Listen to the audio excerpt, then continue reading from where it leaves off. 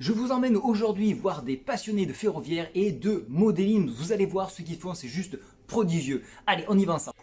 Alors bonjour, merci de me recevoir, ça fait vraiment plaisir. Je vois une très belle installation, mais peut-être que les gens ne vous connaissent pas, et probablement. Donc je vais vous demander qui vous êtes et comment est venue votre passion du train. Alors je vais commencer par Greg, alors dis-moi, ta passion du train, je crois qu'elle est venue à 6 ans, si tu m'en as C'est exact, parlé. ça a été disons, le premier cadeau de Noël où j'ai eu un petit TGV. À l'époque, c'était le train phare, donc j'ai eu ça à mes 6 ans et c'est parti de là. Ah, ça part de déjà si jeune. Il y a eu juste le rond de rail sur le tapis, puis au fur et à mesure des années, ça s'est transformé en ce qu'il y a ici aujourd'hui. C'est vrai qu'il y a vraiment du très bon matériel. Alors, on y reviendra après en détail. Et là, donc, je vais m'adresser à un monsieur. Alors, vous êtes Jean-Claude. Jean-Claude. Alors, Jean-Claude ici qui a un peu plus d'expérience. Je sens qu'il y a un passé beaucoup plus marqué dans le ferroviaire. Alors, expliquez-moi. Oui, il y a un passé. Le passé, il a commencé dans une voiture, une poussette d'enfant, puisque ma mère me menait au jardin de la gare. J'entendais et je voyais ces espèces de grosses choses noires qui fumaient, parce qu'à l'époque c'était de la vapeur. Et à partir de ce moment-là, j'ai eu cette passion pour ce mode de transport et surtout pour les personnes qui étaient là. Et la passion, c'était de voir ces deux hommes, le mécanicien et le chauffeur, être dans cette machine. Et là, j'ai eu cette passion pour ce couple. À partir de ce moment-là, je me suis dit peut-être qu'il faudrait que je commande au Père Noël un train. Et effectivement, ça a commencé par là. Je devais avoir 4-5 ans. Quand j'ai eu mon premier train, c'était un train JEP qui se montait à clé.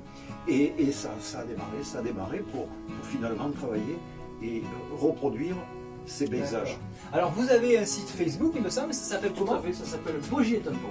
Bogie et Tampon. Une page qui est régulièrement mise à jour, avec de temps en temps des vidéos, beaucoup de photos, notamment sur des expositions auxquelles on participe. D'accord, alors vous exposez à peu près où là? Parce que j'ai vu partout. Vous voyagez un peu partout en France, donc ça c'est quand même bien. Entre l'Europe si on peut, puisque nous sommes en train de monter un dossier pour partir en Italie. Ah. Nous avons participé au Rassemblement fédéral et aux herbiers. D'accord. Que tous les ans, la Fédération française de modélisme fait un grand rassemblement, nous y avons participé 2 fois.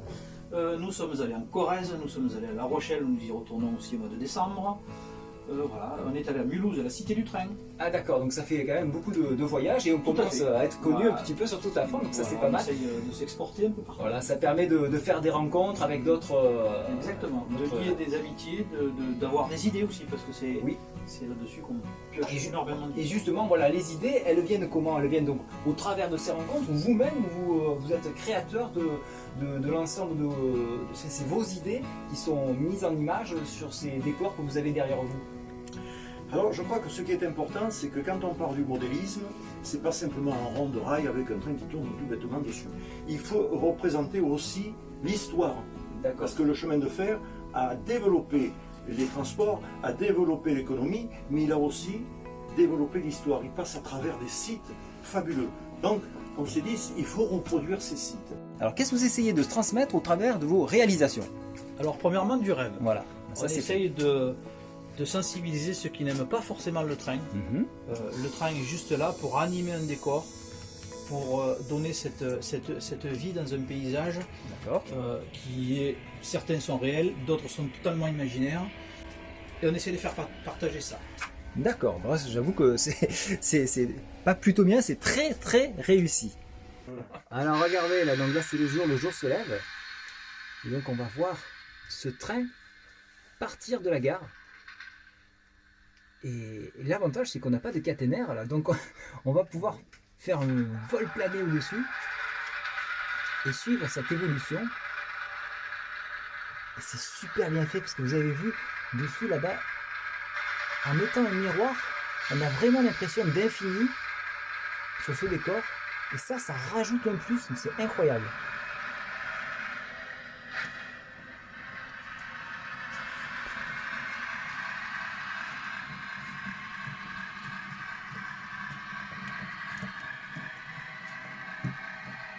Voilà un petit peu donc, ce travail réalisé avec soin. Vous avez vu, il passe dessous et je croyais que c'était meilleur. Mais non, ça va dans un autre caisson. Ah, je me suis fait avoir. Vite, allons voir. Donc nous nous trouvons dans le deuxième caisson. Nous avons un Torre Ailé qui vous rappellera une célèbre marque. Oui, mais non. Et oui mais non. Et oui, mais non. Et oui mais non, mais on pourrait croire. Cette tour est une inspiration de la tour Gisquet de Saint-Ambrois. Et le taureau ailé, c'est le taureau volant, le Volobio, qui est une légende fêtée tous les Mois de juillet. je crois que c'est la mi-juillet, qui était là pour fêter les vendanges. D'accord, ben voilà, ben je l'apprends. Je ne sais pas si vous l'apprenez également, mais écoute, on apprend plein de choses. Voilà pourquoi il est intéressant de partager nos passions. Et là, le train devrait arriver et vous avez vu qu'il y a une pancarte arrêt. Alors va-t-il s'arrêter? Est-ce que c'est un bon mécano? C'est pas la bonne. C'est pas au bon endroit. Elle n'est pas au bon endroit. Eh ben oui, elle est à droite. Voilà. Oh là là. Et là, regardez, il y a des Gaulois là. Il y a des Gaulois. Ils sont déjà bien en train de festoyer. Et si on regarde bien, bien sûr, notre ami Greg a tout fait pour rendre encore plus vivant cette scène. Et le tourne-broche travaille. Et on sent que c'est bientôt l'heure de manger. Parce qu'il a l'air bien cuit quand même ce truc. Il a l'air bien cuit. Alors je ne vous ai pas montré tous les décors bien sûr, mais regardez le travail avec l'ambulance, on ne sait jamais. L'ambulance Du film, rien à déclarer. Rien à déclarer, Puis bien ici sûr. aussi, nous avons des clins d'œil au cinéma. Oh là là, sur ceux qui sont là aussi, il y a des clins d'œil. Alors je vois aussi le Citroën. Voilà, ici. Super travail. Et on est en train de passer en nuit, donc ça c'est super. C'est vraiment très apaisant. Et sur ce module-là, il y a les étoiles. Et sur ce module-là, me dit-on, il y a des étoiles. Regardez, je vais reculer un petit peu. Et on va avoir ce coucher de soleil. Ces petites étoiles qui apparaissent. C'est juste magique. Franchement, c'est incroyable. C'est incroyable ce que nous vivons là. On a les petites lumières dans les maisons. C'est une très très très belle réalisation encore une fois. Pour ce donc troisième question que nous regardons. Et je sais qu'il y en a encore 2 qui nous attendent. C'est vraiment magnifique. C'est juste incroyable. Je viens d'apprendre quelque chose. C'est la vraie carte du ciel. Pour quelle période, donc de quel mois? Orientation sud-est au mois de juin. Alors là, on a du travail de compétition, les gars. Je veux du pouce, en veux-tu, en voilà. Et je veux vraiment que tout le monde aille sur Tampon, Bogie et Tampon, s'abonner à la chaîne donc Facebook. Ça leur ferait un plus grand plaisir et envoyez-leur un petit message pour les encourager à continuer de faire ce type de réalisation, car vraiment j'ai rarement vu une réalisation autant aboutie. Explique-moi un petit peu comment tu fais pour justement tout gérer à distance. Avec ceci, avec une tablette, il faut bien s'adapter aux nouvelles technologies. On est sur un réseau entièrement digital qui est commandé par une centrale digitale qui est ici. Tout ceci avec un routeur Wi-Fi, donc en fait j'ai une tablette qui commande l'ensemble des trains situés partout sur le réseau. Waouh, exceptionnel. Et tout ça sans jamais y toucher. Alors qu'est-ce que tu peux commander avec cette tablette du coup? Alors moi je ne commande que les trains. On peut éventuellement commander les aiguilles, mais moi j'ai pris le pas de ne faire que de la conduite avec la tablette. D'accord, d'accord, d'accord. Certains commandent les itinéraires. Moi c'était pas mon choix, donc on conduit ou on aiguille, on ne fait pas les deux. D'accord. Donc je ne fais que commander. Par exemple ici on a le Renault VH qui se trouve en gare, qui est commandé par cet ensemble là. Ok, d'accord. Donc on commande toutes les fonctions, les éclairages, le bruit du moteur, les différentes annonces, les feux rouges, les feux blancs, le sens de marche et bien sûr la vitesse. Ah, c'est vraiment super. Ouais. Donc, du coup, on n'intervient absolument pas sur le décor. Sauf quand ça déraille, bien sûr. Sauf quand ça déraille. Parce que ça déraille toujours, Ça arrive régulièrement, mais normalement on n'a pas touché les trains. Et l'avantage d'une commande numérique, c'est qu'on arrive à faire circuler plusieurs trains en même temps et en sens inverse. D'accord. Ce qu'on ne peut pas faire avec un système traditionnel comme le réseau qui est ici. D'accord, ok. Alors je vois derrière toi qu'il y a un autre décor que nous n'avons pas encore visionné. Alors ici maintenant nous avons allumé le caisson qui était derrière toi pour avoir une meilleure vue. Alors est-ce que tu peux nous expliquer exactement qu'est-ce que nous voyons ici? Alors nous voyons un petit troupeau de chèvres qui traverse un ouvrage d'art typique des décors cévenols, puisqu'il y en a beaucoup là-bas dans les montagnes. Ça permet de passer d'un côté à l'autre de la voie ferrée. D'accord, donc... Ce ne sont pas forcément des routes d'ailleurs, souvent ce sont des chemins forestiers. Donc il y a ce petit troupeau de chèvres. Juste devant, on a, puisque les Cévennes se situent sur la route de Stevenson, donc on a un petit troupeau d'ânes. Alors effectivement, il y a un petit troupeau d'ânes qui est devant. Ici. Devant les chèvres. Voilà. Et bien sûr, il y a aussi plein de petits détails, puisqu'on a caché dans le décor un cerf Ah! et des sangliers. Oh là là, encore un jeu de pistes. Alors, je vais parcourir le caisson et on essaiera de trouver, vous essaierez de trouver, où se trouve le cerf, le sanglier, les sangliers, pardon, Une mère avec ses petits. une mère avec ses petits, et qu'est-ce qu'il y a d'autre à trouver encore? Alors, j'ai tout dit là? Là, oui. Voilà, donc alors j'espère que vous avez trouvé. Ah, il y a une voiture aussi. Il y a une voiture aussi. à l'état d'épave. À l'état d'épave, me dit-on. Vous avez vu que là aussi, on respecte le cycle jour-nuit. Regardez qu'elle est. C'est vraiment super bien réalisé, comme les précédents tableaux. Ça fait vraiment plaisir de voir une œuvre de cette qualité. Et nous avons poussé le vis à mettre les nappes téléphoniques. C'est ça. Puisqu'à l'époque, entre chaque gare, on communiquait que par téléphone. Les passages niveaux aussi étaient reliés à ce genre de truc. Et nous avons décidé de mettre les poteaux et les nappes de fil. Waouh, c'est juste parfait. Et qu'est-ce que c'est comme locomotive là?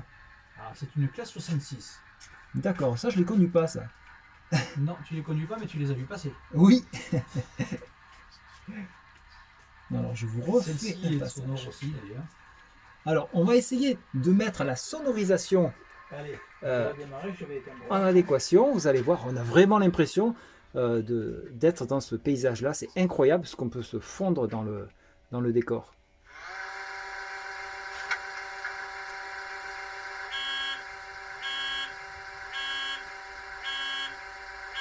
Alors qu'est-ce que c'est ce son exactement? C'est le démarrage de la machine. D'accord, La séquence de démarrage. la fameuse séquence. Voilà. Parce que c'est une particularité qui est unique à cette machine-là, c'est que c'est un moteur diesel de temps. D'accord. Ah, ça fait pas du tout pareil que le 67000. On n'a pas le. Du tout, ça n'est pas du tout le même type de moteur. Non, non, pas du tout. Donc il a cette sonorité assez aiguë de diesel. Ah oui, là.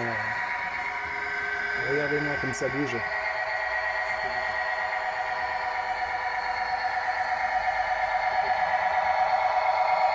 Ah, le son est top. Hein.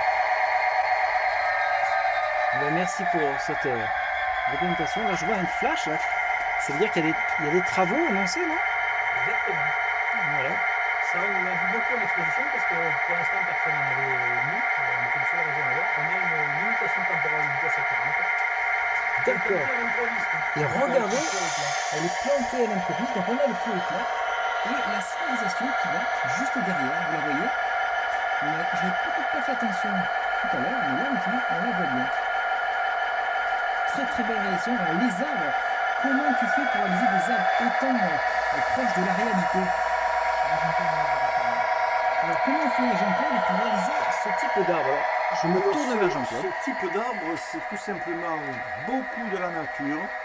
Les branches là ici sont des branches de thym avec du zichoun sur lequel on met, on saupoudre la teinte que l'on veut en fonction de l'arbre qui se trouve dans cette nature. Et voilà, c'est tout. C'est-à-dire que ça ne demande pas beaucoup d'argent, si ce n'est qu'un peu de colle. Hein. Alors, il y a des arbres morts. Ici, il y a des fleurs. Les fleurs, ben, c'est pareil. C'est tout vient de la nature. D'accord. Hein. On n'achète rien du tout, pratiquement rien. Voilà.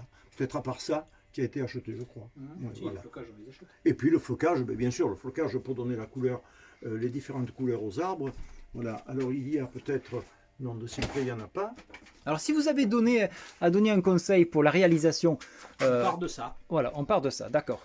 pour arriver à ceci. Voilà. Ok, d'accord, ben voilà, vous avez Et les astuces. Un arbre habillé, c'est simplement ça. Celui-là, il est mort. Alors hein, je vous montre voilà. l'arbre habillé. Voilà, hein, l'arbre il est prêt à être habillé, ça donne ça. Voilà. D'accord, donc voilà, il est comme ça, et puis après on l'habille, donc comme vous voyez ici, ou bien encore ici. Voilà. On a vraiment une végétation qui fait vraiment le sauvage, et ça c'est... Ben, c'est la Cévennes. vraiment- C'est la Cévennes. Il y a beaucoup de Très, très végétation bien. basse et puis de végétation assez variée.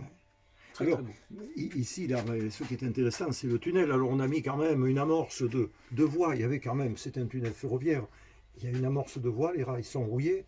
Il y avait une aiguille, elle a disparu depuis des lustres, puisque le carreau minier, comme il a expliqué, est fermé depuis très très longtemps. Mais ça permet tout simplement de faire ressortir cette histoire que le chemin de fer est né aussi de la mine. Hein, voilà. Très très belle réalisation, encore bravo. Ici on a une idée du nombre de temps qu'il faut pour faire ce type de caisson.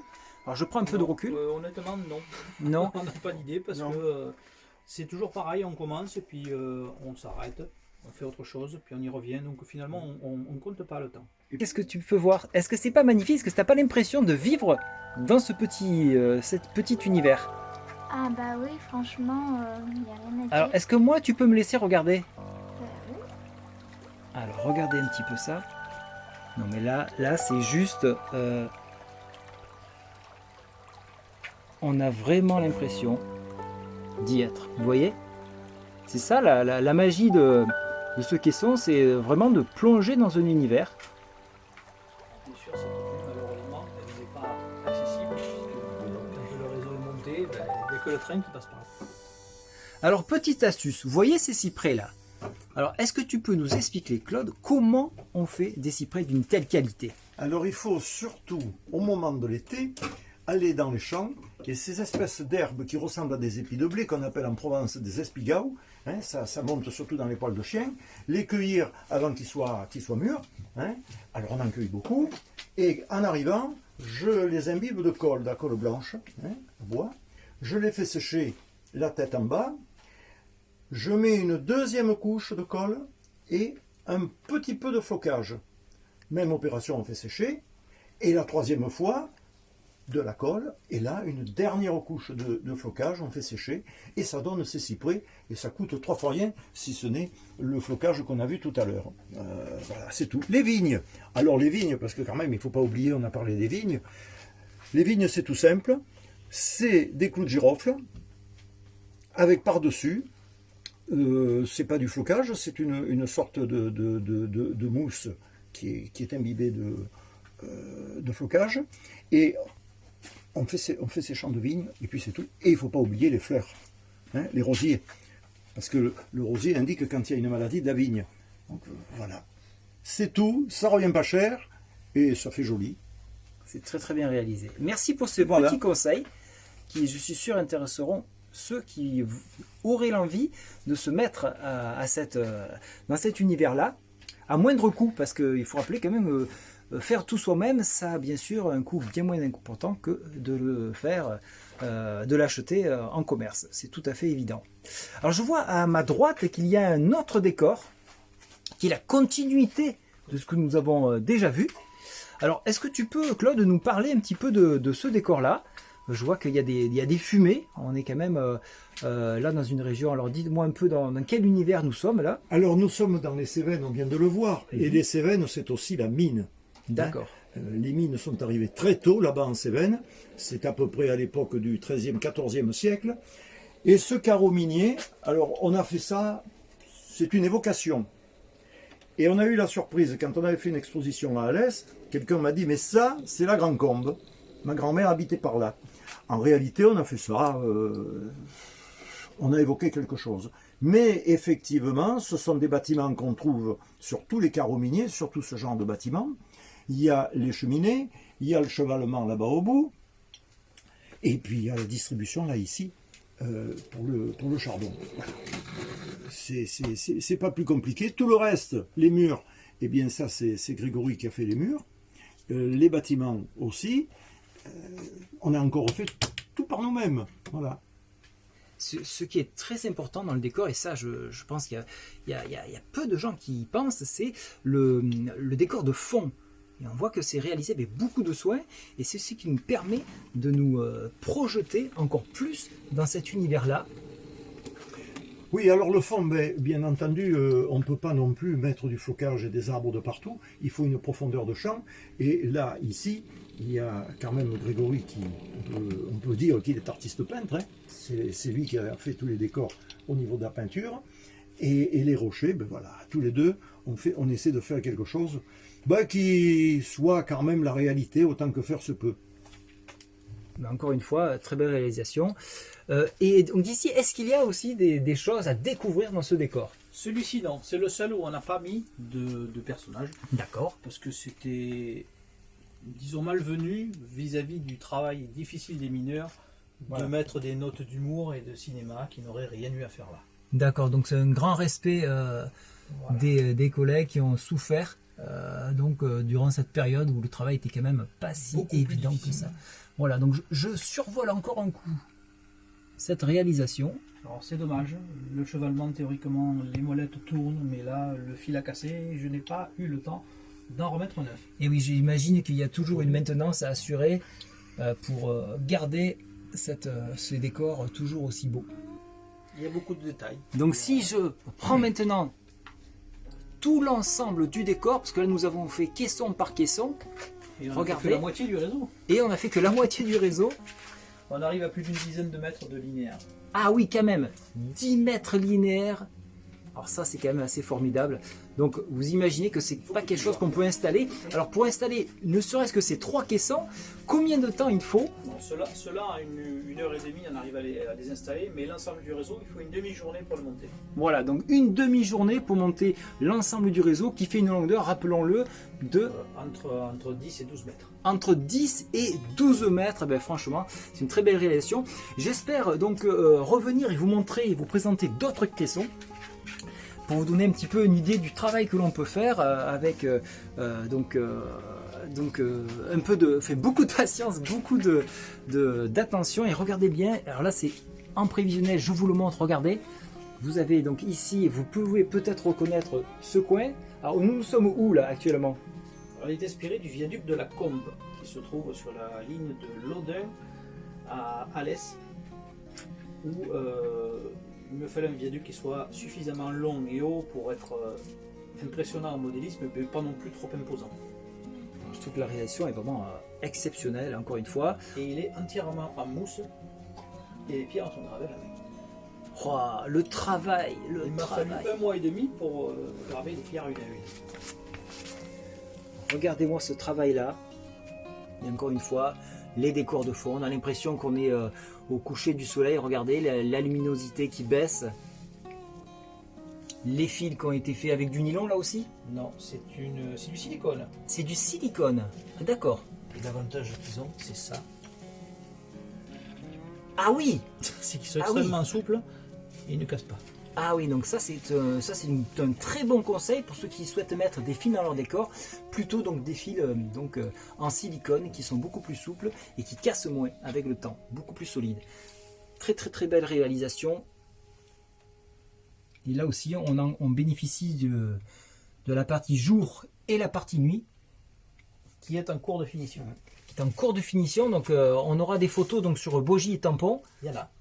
Il y en a et vous pourrez suivre les étapes de cette réalisation qui évolue avec le temps puisque des mises à jour sont apportées. Alors il y a bien sûr tout un environnement vocal qui va être mis en place où on aura ce petit chanteur Qui joue de la guitare et qui chante. qui joue de la guitare et qui chante pour rendre encore plus féerique ces décors-là.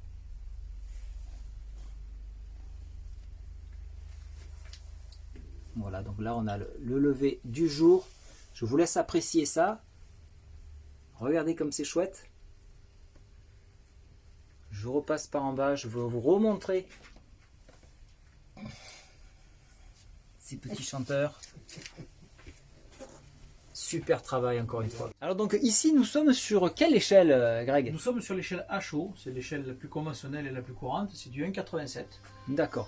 Et là je vois que tu nous as ouvert une autre petite valise où tu Tout à as fait. une... Ici une nous petite sommes sur du représentation. HO, toujours, du 1,87 mais étroit, c'est-à-dire qu'on a une voie de 9 mm d'écartement. Et ici, ce sera pour la prochaine fois, nous sommes sur une échelle 2 fois plus petite que le HO, le N. Le N. 160. D'accord, alors je vois que tu as sorti à des fait. éléments qui vont nous permettre donc D'avoir de mieux une se idée. comprendre. Voici une BB 63000 en HO et voici la même en N. Ah oui, d'accord, donc c'est effectivement c'est Elle est beaucoup 2 fois plus plus petit. petite. D'accord. Et au niveau réalisation, c'est plus quand même plus difficile de travailler sur quelque chose de plus petit ou C'est un petit peu plus difficile dans les détails, dans le fonctionnement c'est plus délicat, mais on arrive aujourd'hui, grâce aux nouvelles technologies, à avoir un niveau de détail quasiment équivalent sur du N par rapport à du HO. D'accord, d'accord, d'accord. Donc alors, on a vu énormément de caissons. Donc là, on en a vu 1, 2, 3, 4, 5, 6. 6 caissons. Et tu en as combien donc Pour ce actuellement? réseau, nous en avons 8. Oui. Ah oui. Deux qui sont encore en projet. Alors je me refais. Pour l'autre réseau Provence, qui sera pour une autre vidéo, on en a 9. D'accord, donc ça fait quand même des beaux caissons. Sans compter les tout petits réseaux comme ceux-là, où pour l'instant il y en a 3, 4. La petite valise qui est ici, la caisse qui est là-bas, il y en a 4 et il y en a encore beaucoup en préparation, il y en a au moins 3. D'accord, donc ça donne quand même une idée que nous allons passer encore un bon moment ensemble et que nous allons nous faire partager, que vous allez nous faire partager votre passion et nous donner des petits conseils pour ceux qui souhaiteraient donc réaliser. Voilà, s'avancer un petit peu et de ne pas faire des fausses routes parce que j'imagine qu'il y a dû avoir beaucoup d'échecs pour arriver à avoir quelque chose d'assez sympathique. Vous voyez, là, ici, on a ici aussi on a des clins d'œil puisqu'on a Ecto 1, on a la DeLorean de Retour vers le futur qui est caché dans le décor et le GMC Vendura de l'agence Tourisque. Ah là là, il y a encore plein de choses à voir ici. Alors je vous le montre rapidement, mais promis, la prochaine fois, on s'attardera encore un peu plus sur ces décors et on aura un petit peu plus de détails techniques de façon à ce que vous puissiez, pourquoi pas, un jour réaliser de telles œuvres. Je vous remercie encore beaucoup, Claude, Greg, ici. Vous avez été vraiment une très bon guide. Et donc, on peut vous retrouver où prochainement? Quelle exposition? Alors le 20 novembre, nous serons à Salon en Provence où il y a une bourse à laquelle nous participons en tant qu'exposants et boursiers. Donc on aura des petites présentations. Et par contre là, il va falloir venir plus loin. Nous sommes au mois de décembre, le 9 et le 10 décembre à La Rochelle. Voilà. D'accord, donc là, il y aura l'ensemble des petits réseaux. d'accord, Dont celui-ci. dont celui. Alors je vous remercie encore de votre accueil et j'espère vous retrouver prochainement donc pour parler encore plus réseau et maquette. Voilà, merci encore de votre accueil. Très bonne journée, au revoir. Allez, merci. Au revoir. Je vous l'avais dit, c'est juste exceptionnel. Je vous mets dans les commentaires en bas les références si vous souhaitez les joindre. Vous allez voir, ils ont des petits trucs, des astuces que vous pouvez retrouver donc sur leur site, donc Facebook. Et si vous avez des difficultés de conception, ils sont là pour vous aiguiller et pourquoi pas même vous les faire à votre place, ce qui est formidable. Allez, bonne soirée à tous, au revoir.